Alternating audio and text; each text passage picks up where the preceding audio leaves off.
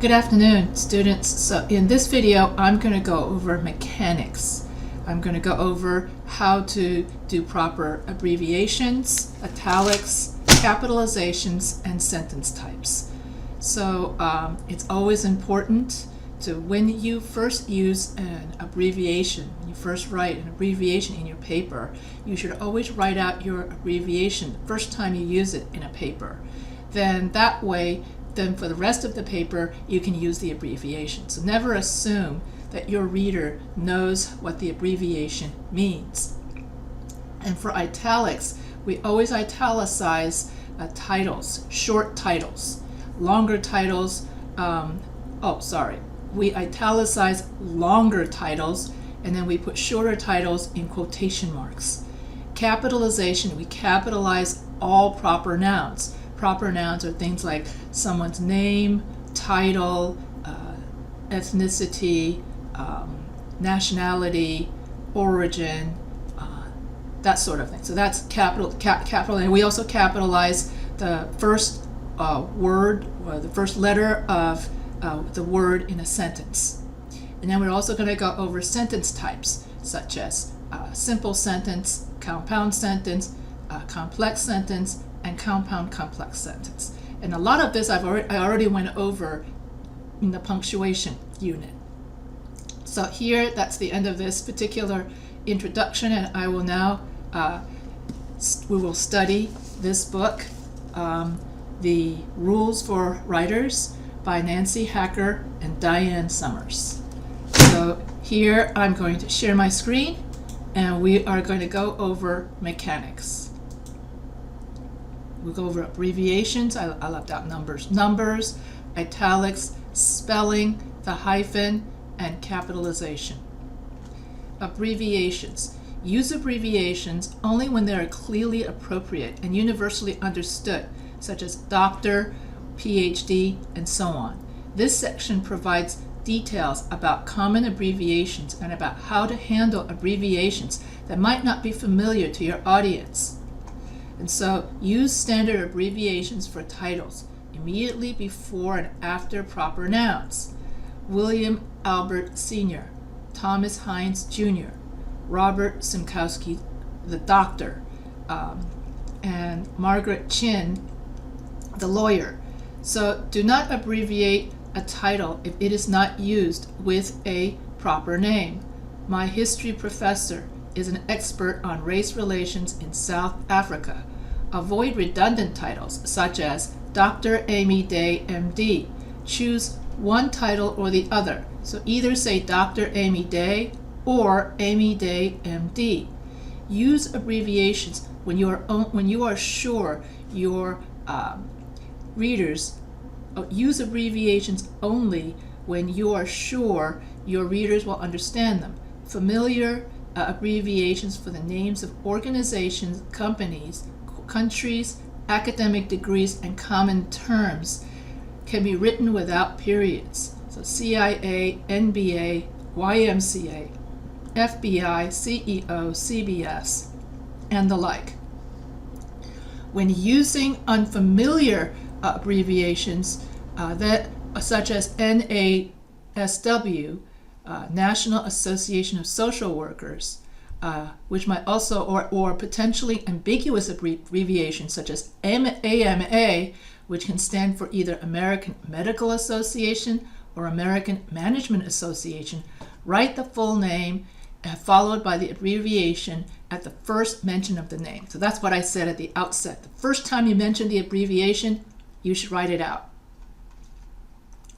Use BC, AD, and number only with specific dates, times, and numbers. 40 BC stands for before Christ, BC. AD means after the death of Christ. And then AM, PM, and that sort of thing. Units of measurement. So we use abbreviations for units of measurement. And be sparing in your use of Latin. Not many people use this. To form the plural of most abbreviations, add S without an apostrophe. PhDs, DVDs. Do not add S to indicate the plural of units of measurements. Avoid inappropriate abbreviations. In academic writing, abbreviations for the following are not accepted: personal names, days of the week, holidays, months, so Charles, not Chaz, Monday, not M-O-N, Christmas, not Xmas. And the months have to be written out, and courses of study have to be political science, not poli-sci. Also, when you write out abbreviations, do not use text language. You don't say LOL in an academic paper. Numbers. Follow the conventions in your discipline for spelling out or using numbers to express numbers. And so in the humanities, which generally follows MLA, which you're not going to be using MLA, use numbers only for specific numbers about 100. Spell out numbers 100 and below, and large numbers 11, 35, 60, 15 million. The social sciences and other disciplines that follow American Psychological Association use numerals for all the numbers 1 through 9. Spell out numbers from 1 to 9 when they are used with related numerals in a passage. The survey found that 9 of the 157 respondents had not taken a course on alcohol use. An exception is an abstract on a paper. If a sentence begins with a number, spell out the number or rewrite the sentence. 150 children in our program need expensive dental treatment. Or you could write, in our program, 150 children need expensive dental treatment. Yeah, use numerals according to convention in dates, addresses. So here you have the dates, addresses, and exact amounts of money. So you don't have to write it out. You would use the number, not the number form. When using AM or PM, write out the time in words. 2 o'clock in the afternoon, 12 noon, 7 in the morning. Italics. This section covers conventional uses for italics. If your instructor requires underlining, simply substitute we don't. In the old days, the titles of articles used to be underlined. And then ever since the advent of the internet, anything that's underlined, people would confuse that with links. So after everyone started using web articles, and then APA no longer required underlining for article titles, and instead article titles became italicized. So these days, if you have a long title, you italicize it. You no longer underline it anymore. So italicize the title of works according to convention. Title of books, magazines, newspapers, pamphlets, long poems, plays, and films. So in your reference citation for APA, you're going to put in the article name, the date, and then you italicize. When you do your reference citation, you have the author name, last name, first name, then you have the date, then you have the article name, and in the article name, that's where you italicize it. So that's italics.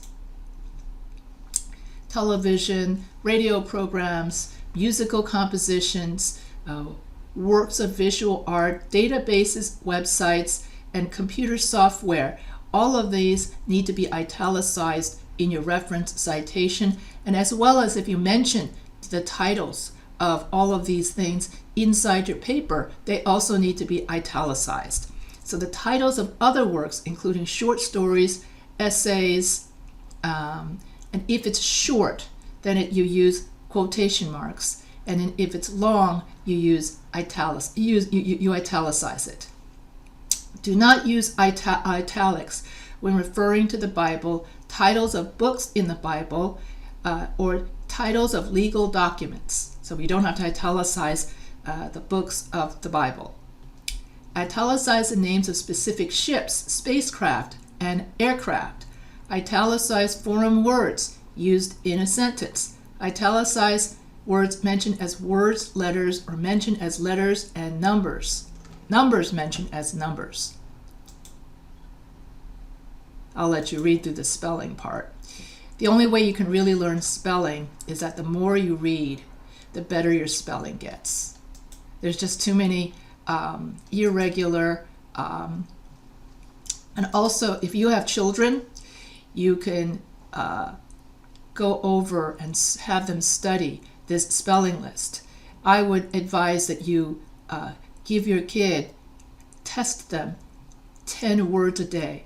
Make sure that they can spell absent, academic, whatever's on this list, and spell them correctly. And they should study 10 words every day.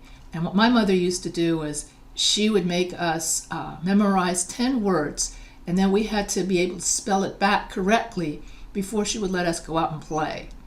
And we not only had to memorize 10 new spelling words every day, she also made us memorize 10 vocabulary words every day. So it's not just 10 commonly misspelled words. For me, it was all very easy because I did a lot of reading. And also, the more you read, the better you write, the better you become at spelling, and the better you become at vocabulary. And so if you're saying to myself, well, I'm already an adult, it's too late for me to suddenly start reading, well, then you can read with your kid. That's part of the fun of having kids, is you get to relive your own childhood, and then all the mistakes you made, you make sure your kid doesn't make. Anyway, and then you could also learn the differences between homophones, affect, effect, it's, loose, lose, principle, there, whose, your. And you can Google yourself commonly misused words or commonly misspelled words, and get yourself your own spelling list and your own commonly misused words, and then study that on your own. You can also make index cards, flashcards, in which you would study, and you can go to Quizlet, and they have a lot of spelling flashcards on Quizlet where you can quiz yourself and teach yourself English spelling. And so that takes a lot of work, and I always tell people to study 10 words a day. And also go get one of those calendars where you learn one new word a day. Those are some of the ways in which you can learn spelling. But basically, the more you read, or the more you read with your kid, the better your vocabulary becomes. Even if you're teaching your kid what I teach you here in this class, how to write a 5-paragraph essay structure, how to do all of this grammar. Because for me, I didn't start learning English grammar really well until I had to teach it to everybody else. So you'll learn English grammar also by teaching it to everybody else, in your case, kids as well. And during the pandemic, when everyone was locked down, everybody was teaching everybody the stuff that I would teach everybody in class. Anyway, the hyphen. In addition to the guidelines in this section, a dictionary will help you make decisions about hyphenation. Consult the dictionary to determine how to treat a compound word. The dictionary shows whether to treat a compound word as a hyphenated compound, water repellent, or one word, waterproof. Hyphenate words. The prosecutor chose not to cross-examine any witnesses. All students are expected to record their data in a small notebook. Alice walked through the looking glass into a backward world. Hyphenate 2 or more words used together as an adjective before a noun. Many teachers use web-delivered content in the classroom. Rika Gupta is not a well-known candidate. Generally, do not use a hyphen when such compounds follow the noun. After our television campaign, Richard Gupta will be well known. Do not use a hyphen to connect ly adverbs to the words they modify. A slowly moving truck tied up traffic. Hyphenate fractions and certain numbers when they are spelled out. 1/4 of my income goes to pay my child care expenses. Use a hyphen with the prefixes all and x. Self, and with elect.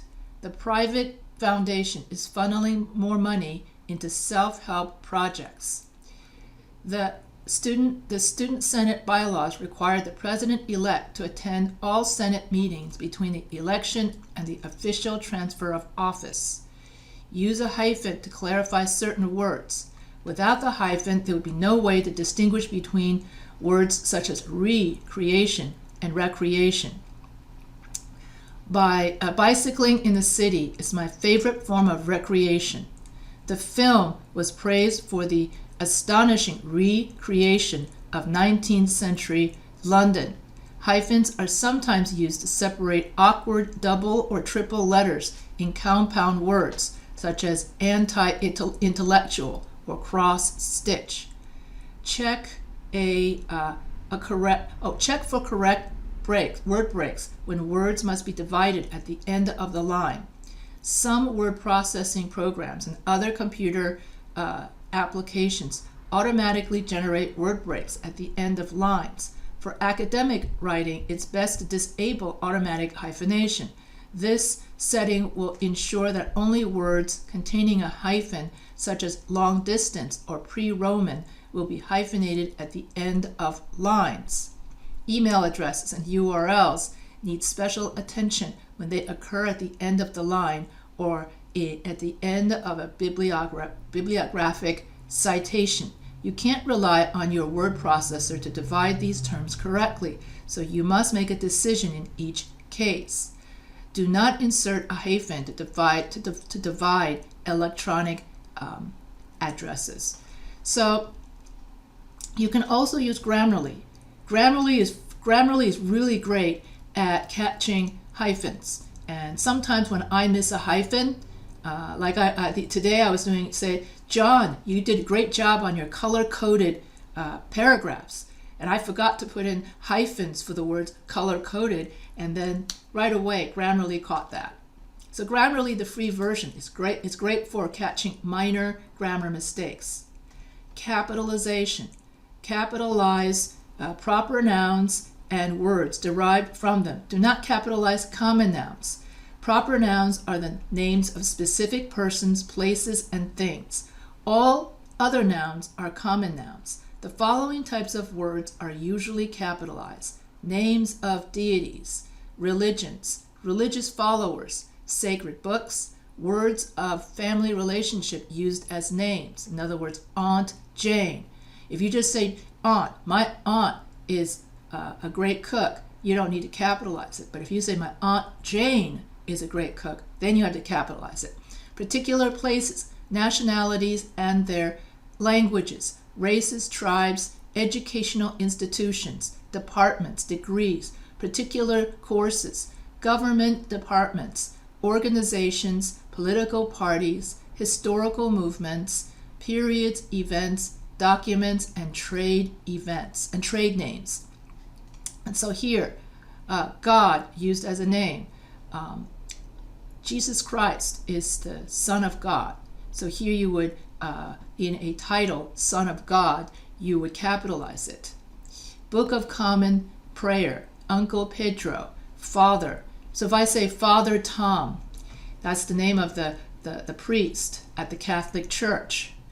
And then you would have to capitalize Father. Lake Superior, the South, Wrigley, Geology 101, and so on. So when you name a person and it's specific, then it becomes a proper noun, and then you have to capitalize it. All other nouns are common nouns, such as a sacred book, my uncle, my father, a picturesque lake, a center for advanced studies instead of the capital center.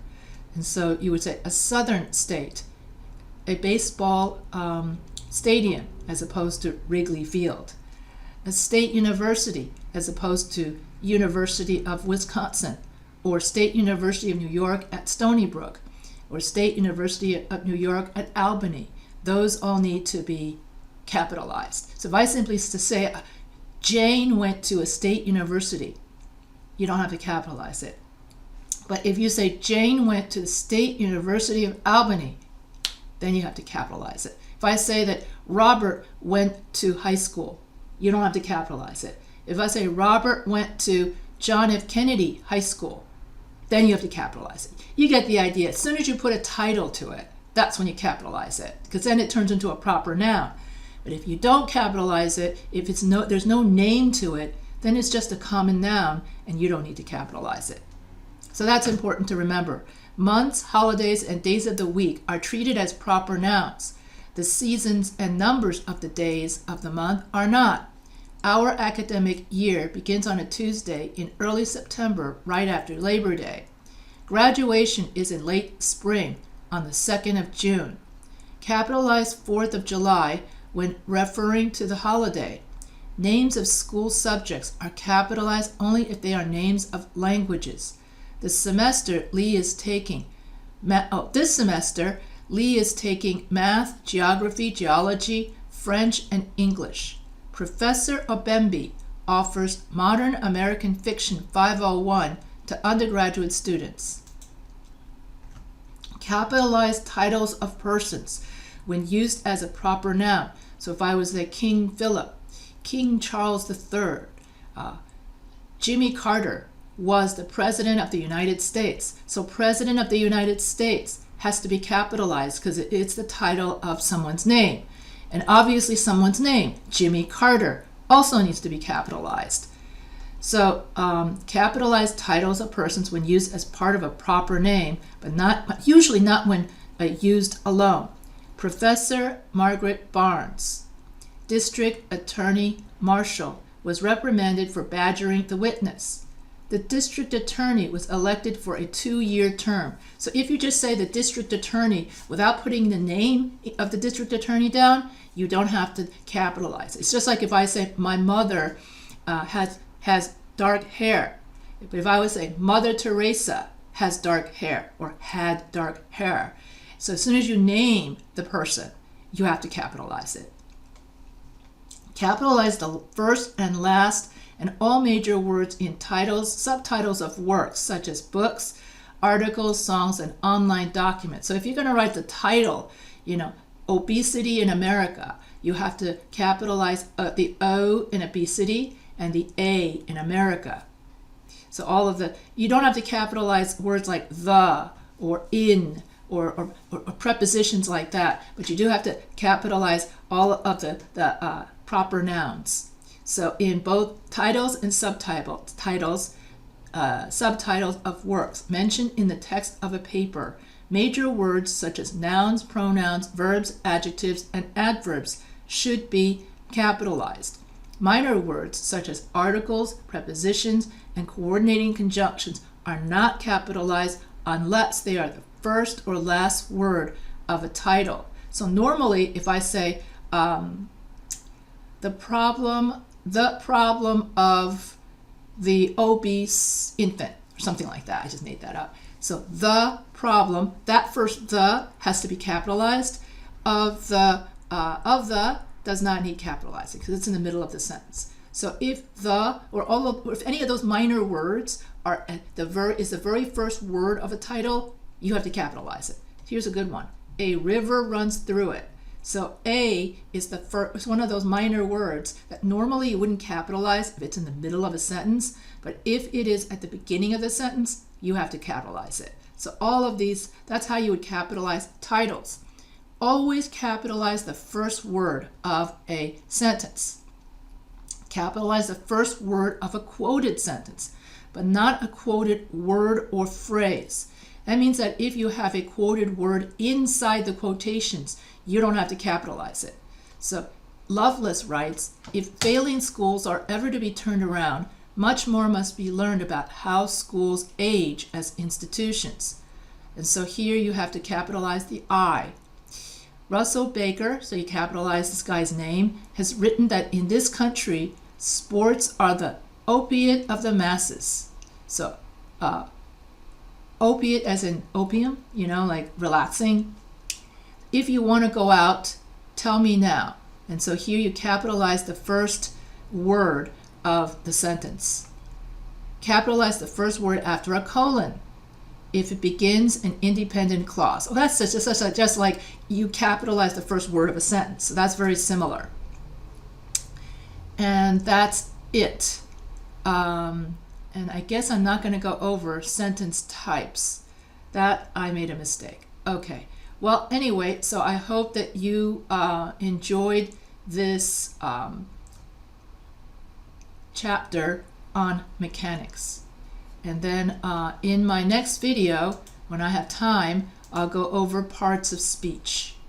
So right now I went over mechanics. So if you have any questions about hyphens, compound sentences, spelling, italics, numbers, abbreviations, and the like, feel free to email me anytime.